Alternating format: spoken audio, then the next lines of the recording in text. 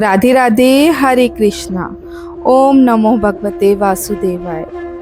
भक्तों, सनातन धर्म में अधिक मास यानी पुरुषोत्तम मास का विशेष महत्व है। कहा जाता है कि इस मास में की गई भक्ति और कथा श्रवण का फल अनंत गुना होता है। आज से हम शुरू कर रहे हैं अधिक मास महात्म्य की पावन कथा श्रृंखला।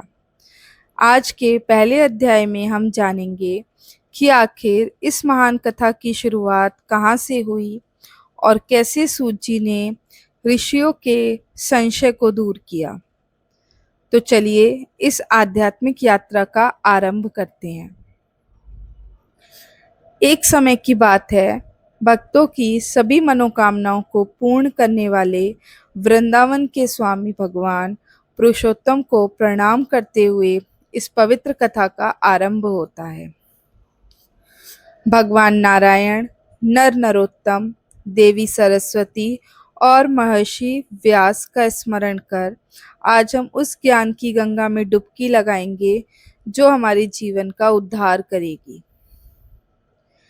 पवित्र नैमिषारण्य की भूमि, जहाँ अनेक महान ऋषि मुनि एकत्र हुए थे। ये वे ऋषि थे जो वेदों के ज्ञाता, तपस्वी और ब्रह्मनिष्ठ थे। उनका संकल्प था यज्ञ के माध्यम से संसार का कल्याण करना। उसी समय तीर्थों की पावन धूलि अपने मस्तक पर लगाए महान कथावाचक सूत जी वहां पहुंचे। उनका स्वरूप शांत, संयमी और आध्यात्मिक तेज से प्रकाशित था। सूत जी को देख ऋषि हर्षित हो उठे। उन्हें उत्तम आसन दिया गया और ऋषियों ने विनम्रता से एक प्रश्न किया। ऋषि बोले, हे सूत जी, आप सब शास्त्रों के मर्मज्ञ हैं। कृपया कर हमें ऐसी कथा सुनाइए जो सारभूत हो और जो इस संसार रूपी सागर से हमारा पार लगा दे। ऋषियों की विनती सुन सूत जी प्रसन्न हुए। उन्होंने अपनी यात्रा का वर्णन किया। वे पुष्कर की पवित्रता, यमुना की शीतलता, गंगा की अविरल धारा, काशी, गया और नर्मदा के तटों से होकर आए थे।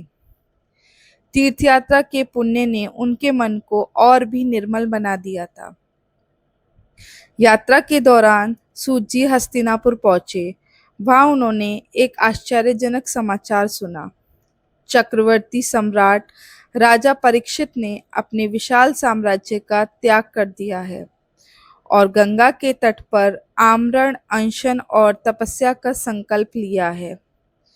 गंगा का वह तट सिद्धों, योगियों और तपस्वियों से भरा हुआ था। वातावरण में केवल ओंकार की गूंज थी। तभी वहां एक ऐसी घटना घटी जिसने सबको मंत्रमुग्ध कर दिया। महर्षि व्यास के पुत्र साक्षात ब्रह्मज्ञानी श्री सुखदेव जी का आगमन हुआ। वे युवा थे, दिगंबर थे, लेकिन उनका वैराग्य पर्वतों से भी ऊंचा था। वे संसार के मोह से पूर्णतः मुक्त थे।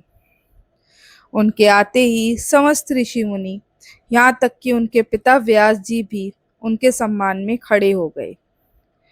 सुखदेव जी उस सभा में ऐसे सुशोभित हो रहे थे जैसे तारों के बीच पूर्ण चंद्रमा चमकता है। सभी मुनि उनके चरणों में बैठ गए। अब समय था उस परम सत्य को जानने का, उस श्रीमद् भागवत कथा के अमृत पान का जो मृत्यु के भय को मिटा देती है। भक्तों, ये तो केवल आरंभ है। सुखदेव जी ने राजा परीक्षित को क्या सुनाया और कैसे एक जीव को मुक्ति मिलती है, जानने के लिए हमारे साथ बने रहें। ये थी अधिक मास महात्म्य का प्रथम अध्याय। ये तो मात्र शुरुआत है। अगले अध्याय में हम जानेंगे कि आखिर अधिक मास को मलमास क्यों कहा जाता है और कैसे भगवान पुरुषोत्तम ने इसे अपना नाम देकर धन्य किया। अगर आपको ये वीडियो पसंद आई हो तो वीडियो को लाइक करें, शेयर करें। मिलते हैं अगले वीडियो में, तब तक के लिए राधे राधे।